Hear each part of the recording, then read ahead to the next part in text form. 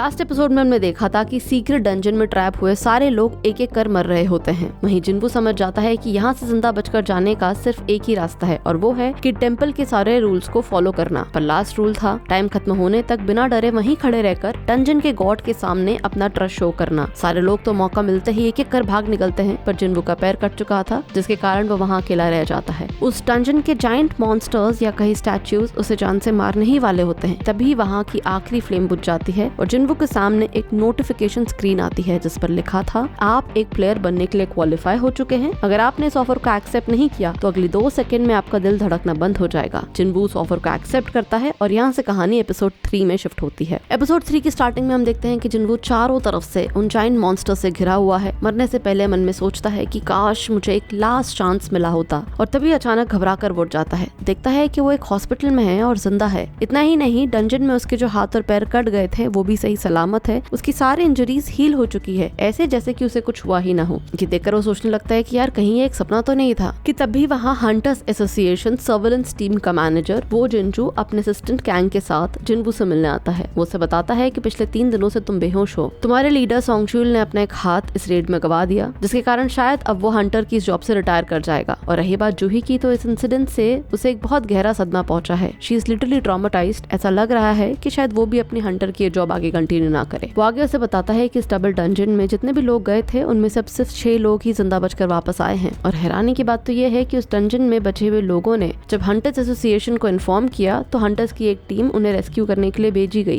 लेकिन वहाँ पहुंचने के बाद उन लोगों को ना ही उस डंजन के अंदर कोई टेम्पल मिला और ना ही वो जायंट मॉन्स्टर्स जिसके बारे में ये लोग बात कर रहे थे। वो सिर्फ एक नॉर्मल डंजन की तरह था जहाँ सिर्फ तुम अकेले बेहोश पड़े थे। जिन्वू ये सुनकर शॉक्ड हो जाता है कि यार ऐसा कैसे पॉसिबल है। मैनेजर उसे बताता है कि ऐसी सिचुएशन में तुम्हारी टीम पर पूरा डाउट जा सकता था, लेकिन सभी सर्वाइवर्स के रिपोर्ट एक जैसे हैं और डंजन में जिन लोगों की जान गई उनके कुछ रिमेन्स भी मिले हैं, जिससे ये तो प्रूव होता है कि तुम लोग झूठ नहीं बोल रहे हो। पर जिन्वू इतनी डेंजरस सिचुएशन में वहाँ से बिना भागे तुम आखिर सर्वाइव कैसे कर पाए? क्या तुमने अपनी सेकंड अवेकनिंग एक्सपीरियंस तो नहीं कर ली? और यहाँ हमें ये बताया जाता है कि ह्यूमन की बॉडी में स्पेशल पावर्स जब पहली बार जागती है यानी कि अवेकन होती है तो उस पावर का लेवल फिक्स्ड होता है, वो कभी उससे आगे नहीं बढ़ पाता। पर कुछ रेयर केसेस में ये पावर सेकंड टाइम दोबारा जाग सकती है, जिसे सेकंड अवेकनिंग कहा जाता है। और सेकंड अवेकनिंग के बाद उस हंटर का पावर लेवल बहुत ज्यादा बढ़ जाता है, जो कि रैंक ए या इवन रैंक एस को भी क्रॉस कर सकता है। जिन्वू सुनकर बहुत ही ज्यादा एक्साइटेड हो जाता है, थिंकिंग कि शायद उसकी सेकंड अवेकनिंग हो चुकी है। वो लोग अपने साथ पावर लेवल मेजर करने की एक डिवाइस लेकर आए थे। जिन्वू को कहते हैं कि अपना हाथ इस पर रखो ताकि तुम्हारा पावर लेवल अब मेजर किया जा सके। इस दौरान मैनेजर मन में सोचता है कि अगर वहाँ सच में इतने पावरफुल बीस्ट थे जो एक झटके में उन लोगों को मार रहे थे, तो ऐसे तो हो ही नहीं सकता कि जिन्वू जैसा लो रैंक हंटर वहाँ सर्वाइव कर पाए। और इतनी डेडली बीस्ट को खत्म कर देना कि वहाँ उनका कोई नामो निशान भी ना बचे, ये तो सिर्फ कोई एस रैंक हंटर ही कर सकता है। मुझे लगता है कि शायद जिन्वू ने अपनी सेकंड अवेकनिंग अचीव कर ली है और वो बहुत ज्यादा पावरफुल बन चुका है। पर तभी हम देखते हैं कि जिन्वू के पावर मीटर पर सिर्फ 10 स्कोर आया होता है। जिन्वू पूरे एक्साइटमेंट में पूछता है कि मेरा स्कोर क्या आया, क्या मुझे न्यू पावर्स मिल गई है? स्कोर देखकर मैनेजर जिन्वू को कहता है कि सॉरी, शायद हमें ही कोई गलतफहमी हो गई थी, तुम्हारी सेकंड अवेकनिंग के कोई ऐसे साइंस नहीं मिले हैं। बाहर निकलते ही वो लोग आपस में बात करने लगते हैं कि यार ई रैंक हंटर का बेसिक स्कोर ही 70 होता है। जिन्वू का स्कोर तो 10 है। देखा जाए तो जिन्वू एक हंटर नहीं बल्कि एक नॉर्मल सिविलियन ही है। आगे हम देखते हैं कि जिन्वू अपने स्कोर से बहुत ही डिसअपॉइंटेड था, पर मन में सोचता है कि इन लोगों ने मुझसे स्क्रीन के बारे में क्यों नहीं पूछा। और तभी हम देखते हैं कि जिन्वू के सामने हवा में एक स्क्रीन लटक रही होती है जिस पर न्यू मैसेज का नोटिफिकेशन आए हुए होते हैं। जिन्वू सोचता है कि शायद ये स्क्रीन से उसे ही दिख रही होती है। वो उसे टच करने की कोशिश करता है लेकिन उसे यूज नहीं कर पाता। वो मन में सोचता है कि यार अगर ये टच करने से नहीं चल रही तो फिर कैसे चलेगी। तभी उसे याद आता है कि डंजन में ऐसी एक स्क्रीन उसके सामने आई थी जिस पर उसने प्लेयर बनने के ऑप्शन को चूज कर लिया था। नेक्स्ट हॉस्पिटल में जिन्वू की बहन जिना उससे मिलने आती है। जिन्वू की हालत देखकर उस पर बहुत गुस्सा करती है। उसे वार्न करती है कि अगर नेक्स्ट टाइम एक और बार ऐसा हुआ तो मैं अपने स्कूल छोड़ दूंगी और कहीं और जॉब ढूंढ लूंगी ताकि तुम्हें ये डेंजरस हंटर वाली जॉब ना करनी पड़े। जिन्वू से माफी मांगता है और स्क्रीन की तरफ पॉइंट आउट करके पूछता है कि जिना, क्या तुम ये देख पा रही हो? जिना वाज लाइक, क्या देख पा रही हूँ? जिन्वू को यहाँ रियलाइज होता है कि शायद स्क्रीन सिर्फ उसे ही दिख रही है, बट ऑल्सो वो उसे टच करके यूज नहीं कर पा रहा होता। तो वो जिना से पूछता है कि मुझे एक बात बताओ कि किसी वीडियो गेम में अगर हमारे पास नोटिफिकेशन आए हो तो हम उसे चेक कैसे करते हैं? Jina was like, simple, just open the message box. Jinwoo ये सुनते ही ओपन द मैसेज बॉक्स बोलता है। तभी उस स्क्रीन में जिन्वू की वॉइस कमांड से वो नोटिफिकेशन ओपन हो जाता है जिसमें एक स्ट्रेंथ ट्रेनिंग करके न्यू टास्क असाइन होता है। यहाँ जिना जिन्वू को सही सलामत देके काफी रिलीव्ड होती है और फिर वहाँ से चली जाती है। इसके बाद जिन्वू स्क्रीन पर मिले सारे नोटिफिकेशंस ओपन करना शुरू करता है। वहाँ लिखा होता है कि ये पूरा सिस्टम प्लेयर के डेवलपमेंट के लिए डिजाइन किया गया है और अगर तुम इस सिस्टम को फॉलो करोगे तो तुम्हें रिवॉर्ड मिलेंगे और अगर फॉलो नहीं करोगे, फेल हो जाओगे तो पेनल्टी मिलेगी, तुम्हें एक रिवॉर्ड ऑलरेडी मिल चुका है। जिन्वू सबके बारे में सोचकर थोड़ा कंफ्यूज होता है, समझ नहीं पाता कि आखिर ये है क्या। तभी वो सबसे लेटेस्ट नोटिफिकेशन देखता है जिसपे लिखा था daily quest strength training has arrived. Open करता है तो उसे आज के दिन में अचीव किए जाने वाले गोल्स की एक लिस्ट मिलती है। 100 पुशअप्स, 100 सिटअप्स, 100 स्क्वाट्स और 10 किलोमीटर रनिंग। वहाँ ऐसा वार्निंग लिखा होता है कि इस टास्क को कंप्लीट नहीं करने पर उसे पेनल्टी भी मिलेगी और साथ ही वहाँ एक टाइमर चल रहा होता है। जिन्वू सबको सीरियसली नहीं लेता, सोचता है यार मैं तो हॉस्पिटल में हूँ, मेरे पास थोड़ी ना इतना स्टेमिना है कि मैं ये सब कर पाऊंगा। इसके बाद हम देखते हैं कि वो मैनेजर चेयरमैन को कॉल करके जिन्वू के बारे में अपडेट करता है कि सर जिन्वू की सेकंड अवेकनिंग के कोई नामो निशान नहीं है। चेयरमैन फोन पर सोचता है कि स्ट्रेंज, बट चलो हम लकी है कम से कम डंजन ब्रेक तो नहीं हुआ। डंजन से रिलेटेड अभी ऐसी बहुत सी मिस्ट्रीज है जो सॉल्व होना बाकी है। एक काम करो, तुम इसे एक स्पेशल केस कैटेगरी में अपडेट कर दो, इससे रिलेटेड इन्फॉर्मेशन फ्यूचर में हमारे काम जरूर आएगी। नेक्स्ट भी सी की कमांडर चोई मिस शाह को बुलाता है और रैंक बी की एक रेड को लीड करने के लिए कहता है। ये रेड जूनियर हंटर्स के लिए एक तरह की ट्रेनिंग की तरह है। ही वांट्स कि वो लोग मिस शाह के सुपरविजन के अंदर अपने कॉम्बैट स्किल्स को और अपग्रेड करे। इनिशियली चाह थोड़ी सी हेजिटेंट होती है कि यार मैं कैसे लीड कर सकती हूँ, बट बाद में वो मेंटर बनने के लिए रेडी हो जाती है। बिकॉज ये गिल्ड वैसे तो कंट्री की टॉप 5 गिल्ड्स के अंदर आती है पर इंटरनेशनल लेवल पर काफी पीछे थी। कमांडर चोई वांट्स कि ये हंटर्स मिस शाह के अंदर ट्रेनिंग लेकर और बेटर बन जाए। नेक्स्ट भी सी कि अचानक एक पोर्टल बीच रास्ते में ओपन हो जाता है and at the same time उधर हॉस्पिटल में जिन्वू की स्क्रीन पर उसे पेनल्टी टास्क असाइन होता है क्योंकि उसने आज का क्वेस्ट, आज की ट्रेनिंग कंप्लीट नहीं की थी। तभी जिन्वू की अचानक नींद खुलती है और उसे लगता है कि यार कहीं अर्थक्वेक आया है क्या, और अगले ही मोमेंट जिन्वू एक डेजर्ट के बीचों बीच होता है। सोचता है कि अरे ये क्या हुआ, अभी तो मैं हॉस्पिटल में था, और अचानक वहाँ उसके सामने एक बीस्ट आ जाता है।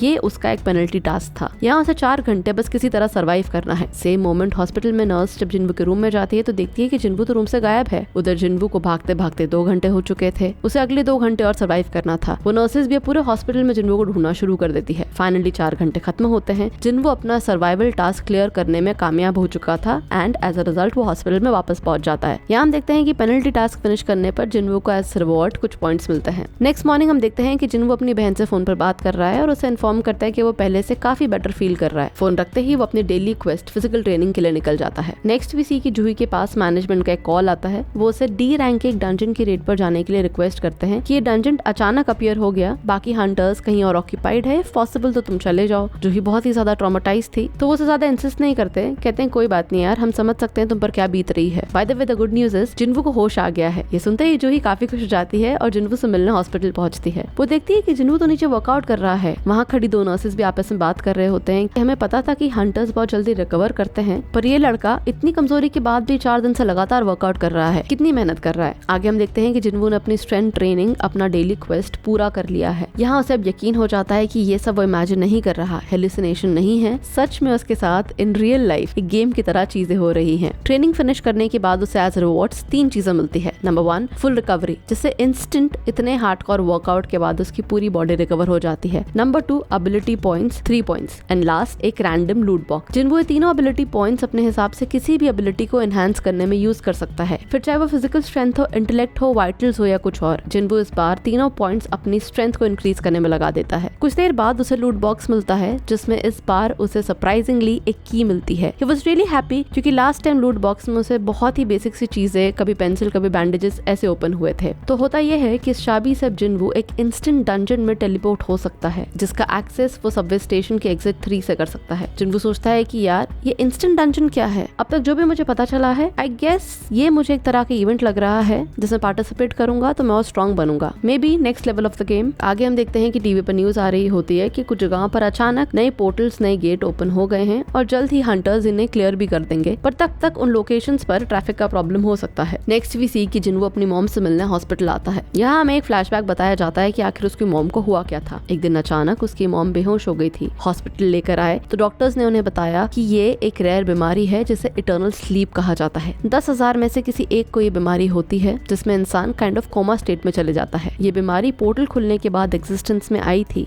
ऐसा माना जाता है कि एक्सेसिव माना क्रिस्टल के एक्सपोजर से ये बीमारी होती है, but the research on this is still going on. इसी इंसिडेंट के कुछ दिन बाद जिन्वू की अवेकनिंग हुई और उसने हंटर्स एसोसिएशन ज्वाइन किया। ही वाज वेरी हैप्पी क्योंकि अब वो अपनी मॉम के ट्रीटमेंट को अफोर्ड कर सकता था, पर अपने मिशन पर जाते ही उसे रियलाइज हुआ कि वो बहुत ही वीक है, ई रैंक में भी सबसे वीकेस्ट हंटर, जिसकी वजह से दूसरे हंटर्स हमेशा उसे क्रिटिसाइज करते, उसे नीचा दिखाते। पर जिन्वू ने अपनी इस वीकनेस के साथ एक्सेप्टेंस बना लिया था। वो हमेशा एक स्माइल के साथ बस उनसे माफी मांगता और आगे बढ़ जाता। प्रेजेंट में जिन्वू को ये सारी बातें याद आ रही होती है एंड ही वाज लाइक अब जो भी हो जाए मैं कमजोर नहीं रहूंगा, जिसके चलते डेली क्वेस्ट से मिले अपने सारे एबिलिटी पॉइंट्स वो सिर्फ अपनी स्ट्रेंथ बढ़ाने में लगा रहा होता है। आगे हम देखते हैं कि जिन्वू अब सबवे स्टेशन के बाहर था, सोचता है कि इस बार अगर कोई भी खतरा हुआ तो मैं भाग निकलूंगा। लूट बॉक्स से मिली चाबी जैसे ही वो निकालता है, उसके सामने अपने आप एक की होल अपीयर हो जाता है। वो गेट अनलॉक करके जैसे ही अंदर जाता है, उसके सामने एक स्क्रीन आ जाती है जिस पर लिखा था आप एक इंस्टेंट डंजन में एंटर हो चुके हैं, और तभी अचानक वो एग्जिट सील हो जाता है। पर शॉकिंगली हम देखते हैं कि जिन्वू की आंखों के सामने एक लड़की स्टेशन से बाहर जा पा रही होती है, पर जिन्वू बाहर नहीं जा पाता। वो रियलाइज करता है कि वो सबवे स्टेशन के एक दूसरे डायमेंशन में आ चुका है। ऑल्सो ये इंस्टेंट डंजन बाकी डंजन जैसा बिल्कुल नहीं है, यहाँ से भाग कर वापस नहीं जा सकते। इनफैक्ट यहाँ से निकलने का सिर्फ एक ही रास्ता है, यहाँ के बॉस को खत्म करो या टेलीपोर्टेशन स्टोन का यूज करो। जिन्वू को समझ नहीं आता कि यार ये टेलीपोर्टेशन स्टोन क्या है। ही वाज लाइक अब मैं यहाँ फंस गया हूँ, बॉस को मार कर ही बाहर जा पाऊंगा। मन में सोचता है कि यार ई रैंक के बीस्ट को तो मैं मार नहीं पाता, अकेले बॉस को कैसे खत्म कर पाऊंगा। जो भी हो अब मेरे पास कोई ऑप्शन तो है नहीं। वो जैसे ही नीचे पहुंचता है, उसका सामना 3 गॉब्लिन मॉन्स्टर्स से होता है। इनिशियली जिन्वू उन्हें देखकर बहुत डर जाता है, बिकॉज़ पास्ट में ऐसे ही एक मॉन्स्टर ने उसे स्टैब किया था। आउट ऑफ फियर जिन्वू उन्हें सिर्फ डिफेंड कर रहा होता है, उन पर अटैक नहीं करता। ऐसे में होता यह है कि जिन्वू बाल बाल बचता है। तभी रेज में आकर एक गॉब्लिन पर वो अपना पहला अटैक करता है और सरप्राइजिंगली उस गॉब्लिन को जान से मार देता है। ऐसे में जिन्वू के अंदर काफी कॉन्फिडेंस आता है और फिर वो एक के बाद एक बाकी दोनों गॉब्लिन्स को भी मार देता है। जिन्वू को रियलाइज होता है कि सच में वाकई वो पहले से काफी स्ट्रॉन्ग हो चुका है। कि तभी अचानक वो देखता है कि उसके पीछे एक वुल्फ आ चुका था, जो आते ही सबसे पहले जिन्वू के नाइफ को तोड़कर उसे चूर चूर कर देता है। जिन्वू सेंस कर पाता है कि ये वुल्फ उन गॉब्लिन से बहुत ज्यादा स्ट्रॉन्ग है। ये रियलाइज होता ही अचानक जिन्वू के पैर कांपने लगते हैं। उसे वो टेम्पल, वो स्टैच्यूज, उन सब का फ्लैशबैक होने लगता है। वो एकदम से डर जाता है कि यार मुझे नहीं पता था उस हादसे का मुझ पर भी इतना गहरा असर हुआ है। I think even I am traumatised. उतने में ही वो वुल्फ भागकर जिन्वू की तरफ आता है। जिन्वू हल्का सा शिफ्ट होता है जिससे उसके गाल पर चोट लग जाती है। यहाँ जिन्वू को रियलाइज होता है कि आज जूही यानी कि कोई हीलर उसके साथ नहीं है, मतलब वो किसी भी कीमत पर घायल होना अफोर्ड नहीं कर सकता। उतने में ही वो वुल्फ एक बार और जिन्वू की तरफ भाग कर आता है और ये एपिसोड यहाँ खत्म हो जाता है। तो कैसा लगा आपको आज का एपिसोड, हमें कमेंट करके जरूर बताएं। हमारे चैनल को सब्सक्राइब करें, वीडियो को ज्यादा से ज्यादा लोगों से शेयर करें और लाइक करें।